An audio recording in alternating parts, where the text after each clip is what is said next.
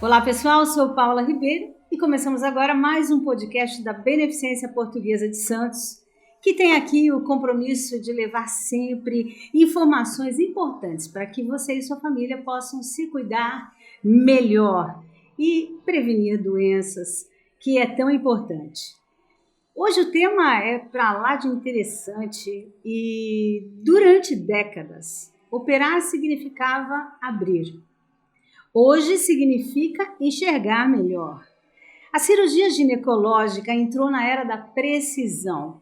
Pequenas incisões, alta definição, movimentos milimétricos, mais tecnologia, sozinha não opera.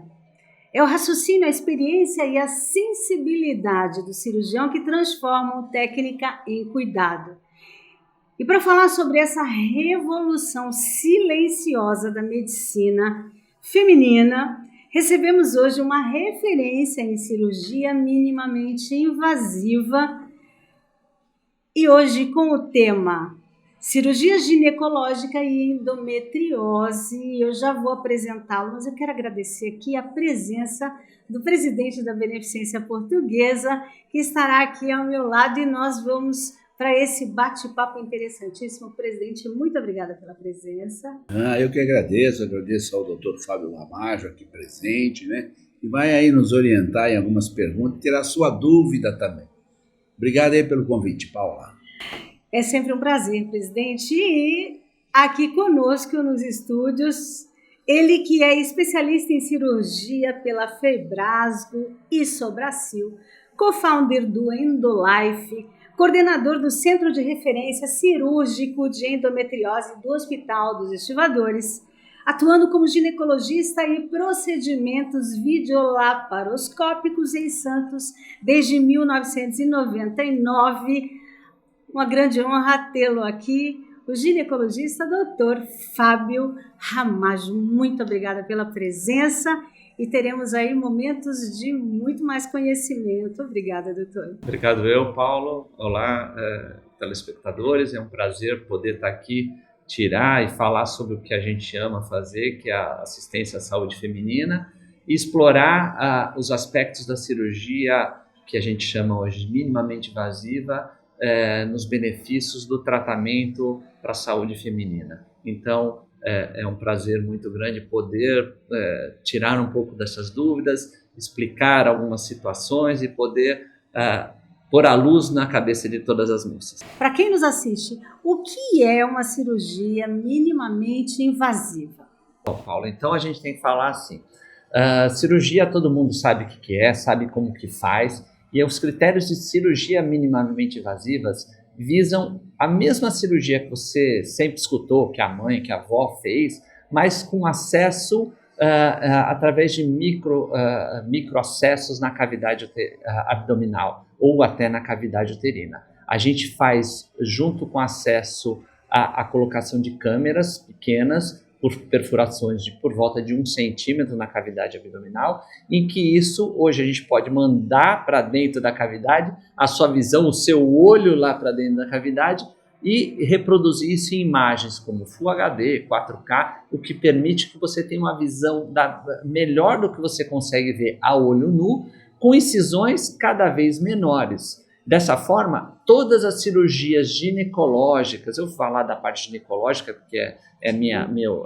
função, né, específica, você consegue abordar qualquer tipo de doença hoje da ginecologia. A gente chegou a um treinamento, a uma tecnologia hoje que em base a gente pode fazer qualquer cirurgia feminina da cavidade abdominal feminina ou por dentro do útero numa outra cirurgia que se chama videoesteroscopia, sem a necessidade de abrir a cavidade abdominal, fazer como o pessoal fala, não fizeram uma cesárea em mim, ou seja, não abrir a cavidade abdominal.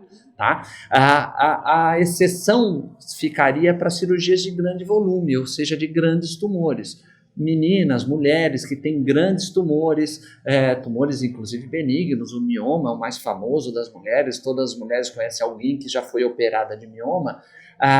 Se ele for muito grande, se essa massa for muito grande, pode ser uma uma restrição para a gente conseguir fazer a videolaparoscopia. Mas mesmo assim a gente tem técnicas minimamente invasivas para tratar grandes tumores. A gente usa técnicas laparoscópicas ou esteroscópicas para auxiliar a mudança de uma incisão, por exemplo. Antigamente, qualquer massa maior teria que fazer uma incisão longitudinal, então abrir a cavidade abdominal, aquela forma feia que a mulher, não quero que abra de pé, né? apavora a mulher. Hoje em dia você tem técnicas para mudar uma incisão longitudinal numa incisão transversal, como uma cesárea, uma incisão menor. Então, já é uma técnica considerada mínima invasiva quando você troca uma incisão maior por uma incisão menor, uma recuperação menor tempo de internação, menor tempo de restabelecimento. E hoje a mulher, como você que é produtiva, você quer sair da mesa cirúrgica para o seu trabalho, para o seu lazer, e isso a técnica minimamente invasiva faz. A gente sempre fala da técnica laparoscópica, saber que algumas cirurgias vaginais que se perdeu com o tempo, com esse negócio do cirurgião ginecológico ter passado pela cirurgia geral, a cirurgia geral lá atrás roubou a ginecologia do cirurgião ginecológico lá atrás, e o próprio ginecologista antigo largou um pouco a cirurgia para o cirurgião geral, viemos para as grandes incisões, grandes cirurgiões, isso não cabe mais. Hoje em dia, a videolaparoscopia, as incisões vaginais com ginecologista de ofício, permite, de novo, a gente está falando de grandes massas, como eu vou fazer uma retirada de uma massa grande sem cortar a barriga? A gente tem um canal vaginal e o ginecologista é o médico habilitado a trabalhar dentro da vagina para trabalhar com massas maiores para aquelas que podem ser fatiadas. Bendita tecnologia, né? É verdade. Quando a gente pode saber, doutor, no seu caso, que a melhor cirurgia seria a robótica ou o vídeo? Porque às vezes o vídeo é mais rápido do que a robótica. Às vezes, por homem, eu já, no caso de verticulite, vamos dizer assim, tem alguns casos que o vídeo é mais rápida, no caso da anestesia, o tempo na mesa, né, do que a robótica. Para mulheres, existe isso também, essa escolha? Sim, a gente tem que partir do princípio seguinte, o que é cirurgia robótica? Cirurgia robótica é uma cirurgia robô assistida, então a videolaparoscopia, em que a gente tem um equipamento que se chama robô, existe basicamente no Brasil um de maior movimento, então entrando outros robôs, quebrando patentes, mas o robô é um servo do cirurgião, o robô você ainda precisa do cirurgião, é o cirurgião que vai mexer com as pinças dentro da cavidade abdominal. Eu vou me atentar à parte ginecológica, propriamente dito, porque o robô é muito sedimentado, por exemplo, na cirurgia da urologia. A urologia hoje tem o robô como sendo um padrão ouro, a referência. Na ginecologia, a gente ainda não tem o valor fixo do robô para todas as cirurgias ginecológicas. A gente tem uma vantagem no robô quando você precisa da estabilização da imagem, quando você precisa de alguma força para os tecidos maiores, para os tumores maiores, mas ainda hoje parece que o robô não é vantajoso em todos os casos, tá? A maior parte dos casos, o robô ou a videolaparoscopia sem o robô, o final é igual, tá? E é isso que o Dr. Ademir falou. Na paciente que vai fazer a robótica, ainda hoje é uma cirurgia um pouco mais demorada, ele tem um pouquinho mais de tempo para você fazer algumas coisas que a gente fala que é colocar as pinças do robô dentro da cavidade, que é a docagem, e alguns movimentos do robô, até porque a gente está ainda dentro de uma curva de aprendizado, tirando grandes cirurgiões que a gente tem que fazem a sua rotina só de robótica, ainda hoje, mesmo os grandes cirurgiões, muitos ainda optam por fazer a videolaparoscopia. Na ginecologia, para encurtar essa história, ainda o robô não é essencial em nenhuma situação. Não tem uma situação que você fala, só o robô faz. Essa ainda não existe. A gente é lógico, como toda a evolução, o robô vai chegar a algum momento que primeiro vai poder estar em todos os lugares, inclusive aqui na Beneficência, se Deus quiser, a gente vai ter a oportunidade de ter os nossos robôs aqui, mas a gente ainda está brigando por os equipamentos de vídeo de alta geração, equipamentos de vídeo com imagens 4K, Full HD de última geração, já se fala em 8K, uso de uma outra coisa que chama imunofluorescência para a gente testar a vascularização, testar a permeabilidade. Então, tem muita tecnologia para a gente falar antes de, eu acho, de falar do robô. A gente tem que dar acesso a todo mundo. Hoje, a gente tem que falar que a cirurgia minimamente invasiva não é nem acessível a todo mundo.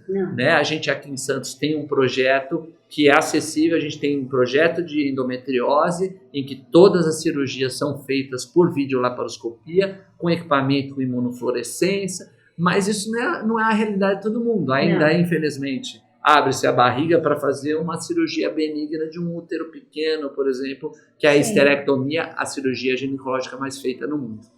Doutor, eu acredito que seja um grande problema esse, né? A questão das aderências extensas em reoperações. Como é que o senhor lida com essa questão? Então aí, de novo, vamos puxar a sardinha para a nossa cirurgia minimamente invasiva e entender que a cirurgia minimamente invasiva, ela é minimamente invasiva e também acaba causando menos aderência. É lógico, se você fez 4, 5 cirurgias, é esperado. Aderências, o que são? São cicatrizes da parte interna da cavidade abdominal. Então, se você teve uma abertura da sua cavidade, se você cortou a sua pele, você vai ter uma marca para o resto da sua vida. Lá por dentro, o tecido que protege a cavidade abdominal, que se chama peritônio, também faz a cicatriz dela, que se chama aderência. Se essa cicatriz acontecer entre o útero, a tuba, o ovário e o intestino, é uma aderência entre o útero, o ovário, a tuba. Então, essas são as coisas. Se eu faço uma grande incisão por qualquer necessidade, uma cirurgia de urgência, por exemplo, que levou contaminação da cavidade abdominal, trauma abdominal, eu levei tecidos alergênicos, eu levei inflamação lá para dentro, e isso vai fazer a cicatriz dessa região. O corpo é inteligente. Se você, como a gente vai abordar um pouco de endometriose, a endometriose é um tecido que advém da cavidade uterina do endométrio e se fixou em algum lugar na cavidade abdominal. Existem teorias, eu acho que não vem ao caso, mas existem alguns motivos para isso acontecer. Esse tecido que sangrou, o corpo vai falar, tem uma coisa sangrando, não pode sangrar. O que eu faço? Eu grudo lá. Então, se está perto do ovário, o ovário gruda. Se está perto da tuba, a tuba gruda. Se está perto do intestino, o intestino vai grudar. Defesa natural, né? E a defesa natural vai fazer o que é? É um patch, é um band-aid do nosso corpo que vai lá e gruda em relação da região. Então, acho que o objetivo dessa pergunta é entender por que a gente tem tanta aderência na endometriose? Por que tem tantas aderências nas cirurgias repetidas? Porque o corpo está se protegendo e protegendo aquela região com uma cicatriz. A cicatriz é um tecido de regeneração e proteção. Quando você sangra numa região e aquela região é grudada com um pedaço de intestino, você não morreu por causa disso. Só que você pôs um tecido que tinha que estar solto, se movendo naturalmente, ele vai aderir, vai cicatrizar e fazer uma aderência. Ok. Olha, é tanto conhecimento que flui assim naturalmente. A gente fica aqui, né? Só bebendo da fonte. Os pais têm que ter uma observação especial para a primeira menstruação da filha? A endometriose não está associada à primeira menstruação. A endometriose é uma doença da mulher, como já falei, do endométrio, um tecido semelhante ao endométrio, por isso que chama endometriose.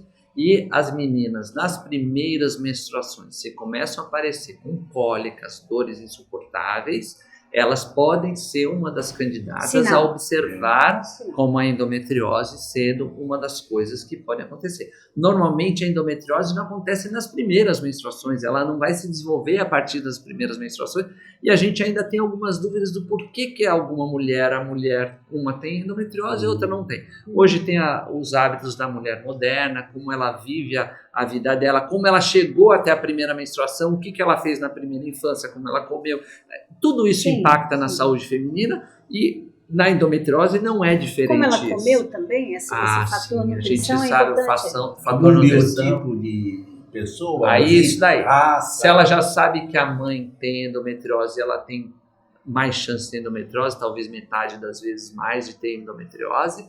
E aí a gente andando com essas menstruações, entendendo como essas menstruações vão andando até ela chegar a uma idade adulta jovem, a gente começa a ter o padrão da endometriose. E a gente sempre fala os Ds da endometriose, que é a dor pélvica crônica, a dor da menstruação, a dor das relações sexuais, a dor para urinar e evacuar, e como são os Ds da endometriose, virou a dificuldade para engravidar, que são os 6 Ds da endometriose. Pelo que o senhor falou aí, eu tive diverticulite, eu tive vários sinais desses também. Mas Então aí- é a dica para Mas aí- divertir também. Ô, Até doutor- no urinar, dói. Aí o doutor é Então, homem, você- endometriose é uma doença feminina. Homem não tem endometriose, a não ser que a mulher, esposa dele ou a filha dele tenha endometriose e é uma doença da família. A endometriose muda, ela pode ser uma doença da família. é uma doença da família porque imagine uma moça, mãe ou a filha, ou as duas, com dores mensais que impeçam ela de fazer exercício, de passear, de ir para a praia. A família também padece da Sim, doença sim, dessa sim, moça. sim. Então, essa doença é a doença da família, porque se a provedora da família ou se a matriarca da família está com problema, a mundo menina vai ou o sofrer. filho, todo mundo sofre junto. Bacana Então, são- conversar aqui Não, de demais, saúde né? A e gente ao não mesmo quer tempo que acabe. a gente mas- fala exemplos de cotidiano, de família, né? E os perigos da endometriose, doutor, quais são? bom, então como eu falei dos 6D da endometriose, a gente vai transportar isso para os perigos dela. Quem Ok. sente dor toda hora não consegue ter uma vida saudável. De toda hora ou é só na menstruação ou é toda hora? É a dor da menstruação, por isso que tem dor pélvica e a dor da menstruação, mas tem aquela que vira a dor toda hora. Doutor, eu tenho dor quando eu como, eu tenho dor quando eu levanto, quando eu acordo, quando eu deito, quando eu faço, quando eu quero fazer exercício não consigo, quando eu faço exercício piora. Então, pode ser a dor da toda hora. A gente sempre teve a dor relacionada à menstruação, mas hoje em dia já tem a característica da dor a toda hora. E a gente não tem um D ainda para essa. Se medicar não sente nada disso? Se medicada, acompanhada pelo médico? A gente tem coisas que a gente pode fazer, aí falando de tratamento em relação à medicação, para aliviar as dores, para aliviar o sofrimento. Então não para precisa controlar. sofrer tudo isso. Não né? precisa sofrer, tem que procurar um ginecologista. Deveria ser procurar um médico, mas hoje ainda é procurar um ginecologista. A briga que a gente tem aqui como equipe, né, que eu não posso falar de endometriose em Santos, não falar do nosso colega Dr. Guilherme Caran, Não, que Que esteve conosco, que é maravilhoso também. ele é um entusiasta da endometriose, eu já estava na endometriose, ele me jogou É uma causa para dentro, ele, né? dentro da endometriose e ele fala da responsabilidade que ele tem como professor de falar para todo médico informação da existência da endometriose. Hoje você não pode se formar médico e não entender quais são os 6Ds da endometriose. Eu ia falar do que não tem D, mas é da fadiga crônica. A mulher com endometriose tem uma queixa que tem que ser valorizada na presença dos 6Ds, que é a fadiga crônica, e ele ressalta muito isso para os alunos em formação. Não importa se vai ser oftalmologista, ortopedista, cirurgião geral, Porque qualquer ainda coisa. existe a dificuldade de diagnóstico. Existe a dificuldade de diagnóstico, como o diagnóstico é multifacetário, não é toda mulher que vai chegar da mesma forma, com a mesma queixa e com a mesma história. Essas vezes tem que ser um alerta. O exame é um ultrassom? Simples assim? Não. Eu não gosto de falar do exame subsidiário, doutor, eu gosto de falar do exame clínico e dessa queixa. Então, é muito importante abordar a queixa. Se ninguém pensar na queixa, não importa que exame vai pedir, porque vai pedir errado. Sim. Aí vem a nossa conversa do início, o exame errado é mais caro do que qualquer exame certo. Mas a gente tem 2 exames principais da endometriose, depois de esclarecido quem é a mulher, quem é a moça, ela pode ser uma moça candidata ao diagnóstico de endometriose. 2 exames principais. O ultrassom transvaginal com preparo aí, com médico habilitado, ou seja, existe uma formação do ultrassonografista, do radiologista especializado disso. E o outro exame é a ressonância nuclear magnética em protocolos de endometriose. Por isso que não adianta lá, eu vou deitar e fazer uma ressonância. Adianta? Pode adiantar, mas é mais um tiro no Tem a escuro. precisão. Agora, se você passou com um ginecologista, com um médico que te avaliou, te examinou, eu acho que ela tem endometriose nesta região, nessa parte, porque a dor dela é desse jeito, e você faz um ultrassom para o rastreamento de forma adequada, é lógico que o radiologista vai ter mais subsídio, né? Ele não vai entrar numa sala escura e falar, parece que tem um ponto brilhando. Não, ó, ele entra numa sala clara e eles procuram os pontos mais Tem claros. precisão. Doutor, Chegou na menopausa, acaba também a endometriose? Como Acaba a gente tudo falou, a endometriose é uma doença da mulher em idade reprodutiva, do MENAC, que se chama. Tá. Tá, mas quando você entra na menopausa, uma endometriose que não foi diagnosticada a vida inteira, pode ainda, mesmo na menopausa, te dar sintomas. E aí, porque a endometriose é sem vergonha. A endometriose é uma doença que se aproveita do hormônio feminino, o estrogênio, o hormônio que traz a mulher a ter as primeiras menstruações, o hormônio principal. Não é só ele, mas para entender, a endometriose é o hormônio estrogênio. E o que estrogênio dependente? O que a endometriose faz? Ela tem alguns mecanismos que pegam outros tipos de hormônio e transformam estrogênio dentro dela. Então ela se retroalimenta, ou seja, ela se alimenta da parte hormonal, mesmo estando na pós-menopausa, quando os ovários da mulher já não estão produzindo o hormônio o estrogênio de forma adequada. Então existem mecanismos da endometriose retroalimentar. É muito difícil uma moça da pós-menopausa ter endometriose do nada. Eu tive endometriose na pós-menopausa. Não é história natural que a gente tem, mas eu sofri com dor a vida toda, eu tive sinais de aderência, tive dificuldade para engravidar, tive isso, tive aquilo, e agora na pós-menopausa eu estou sentindo alguns sintomas que a gente pode esclarecer. Não é o mais comum, não é o diagnóstico mais comum, mas pode ser um momento em que a gente faz um diagnóstico e uma necessidade de um tratamento, inclusive cirúrgico. Ok. Doutor, eu tenho 2 perguntas que nos enviaram, mais específicas.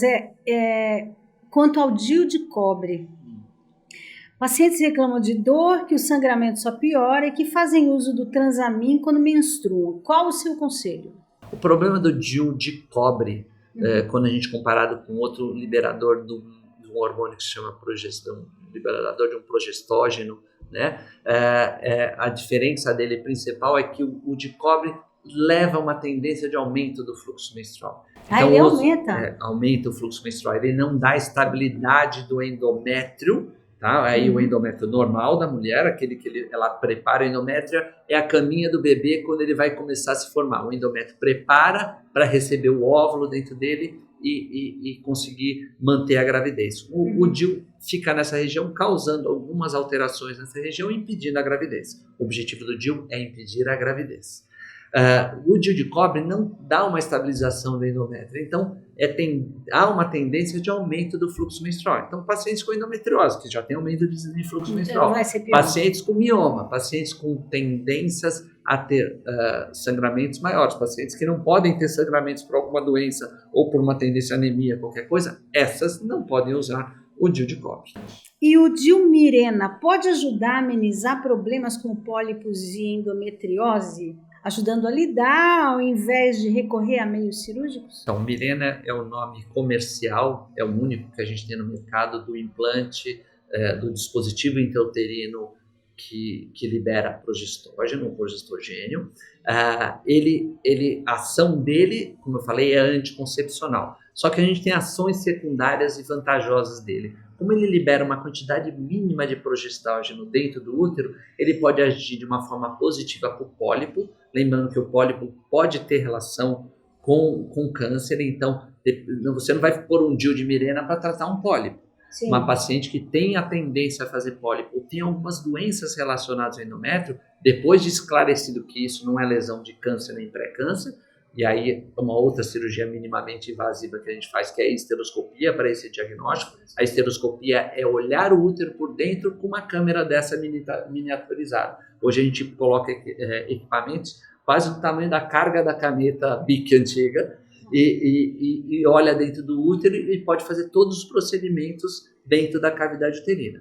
O DIU, quando você coloca nessa situação, ele protege a mulher até de um risco de câncer. Então, mulher que tem risco aumentado de câncer de endométrio, ou que tem perfis, hoje a gente sabe de perfis, o DIU pode ser uma forma de ajudar. Na endometriose, em algumas situações especiais de endometriose, da posição mais comum que ela pega, que é atrás do colo do útero, na região vaginal lá por dentro da barriga, ou a adenomiose, que é um aparentado da endometriose, que é a infiltração da cavidade, pela cavidade uterina do endométrio entrando na musculatura do útero, aí se chama de adenomiose e não de endometriose. O Mirena tem indicação. Meninas novas com adenomiose, o Mirena hoje em dia é considerado um dos tratamentos. Olha que fantástico, a gente fica aqui encantada, a gente não falou na cirurgia minimamente invasiva, a gente tem que falar de mioma, né? Sim. Mioma é o tumor mais comum da mulher, um tumor menino, onde a mulher faz clones de células musculares, então cresce às vezes grandes massas, E é o que me atrapalhou, como eu falei, das massas para você fazer a cirurgia minimamente invasiva, usar a vagina, eventualmente para você mexer para retirar o útero. Tudo.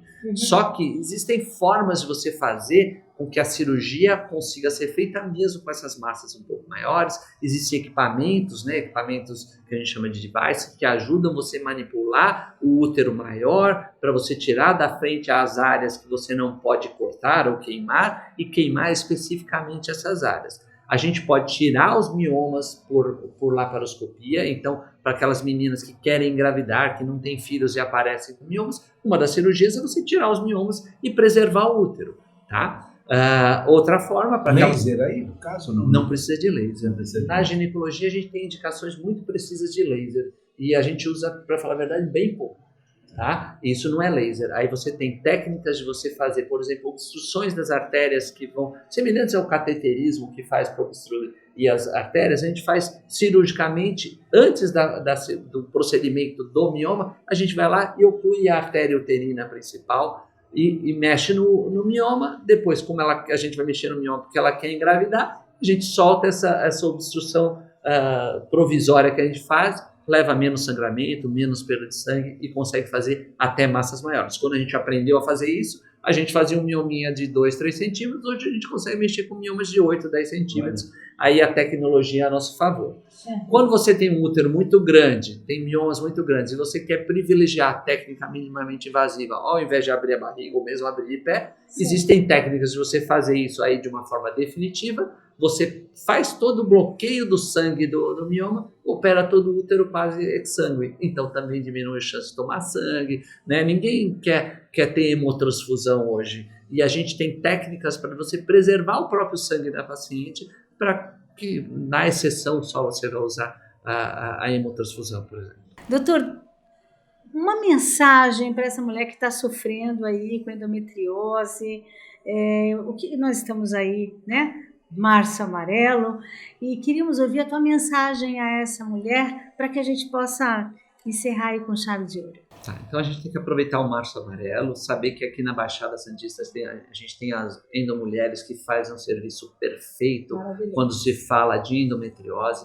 Elas dão orientações que é muito mais do que uma orientação leiga, elas dão um acolhimento. Então, aproveitando o Março Amarelo, procure, se você acha que tem endometriose, só por achar que tem endometriose, você já precisa conversar com o seu médico.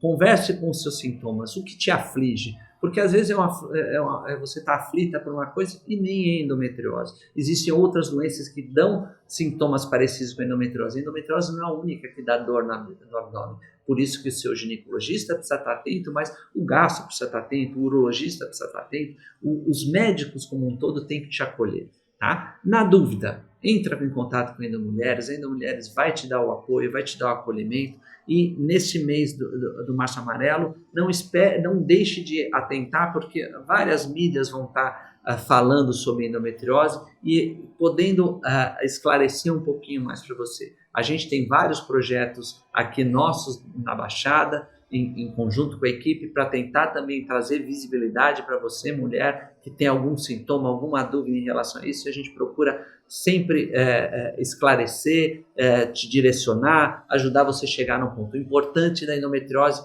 é a gente trazer luz, esclarecimento para elas realmente poderem evitar de ter a repercussão. A gente não conseguiu falar nada de endometriose, para falar a verdade, mas é importante saber que a endometriose é uma doença feminina muito incidente e que tem tratamento, tanto clínico quanto cirúrgico, só basta estar atenta. Não perca seu diagnóstico. Maravilhoso, doutor Fábio Ramalho, muito obrigada pela presença. Será a primeira de muitas, se o senhor nos der a oportunidade de mais uma vez podermos estar juntos, né? E podcast Beneficência, Medicina e Saúde chegando até você. Até a próxima, se Deus quiser. Muito obrigada, presidente. Tchau.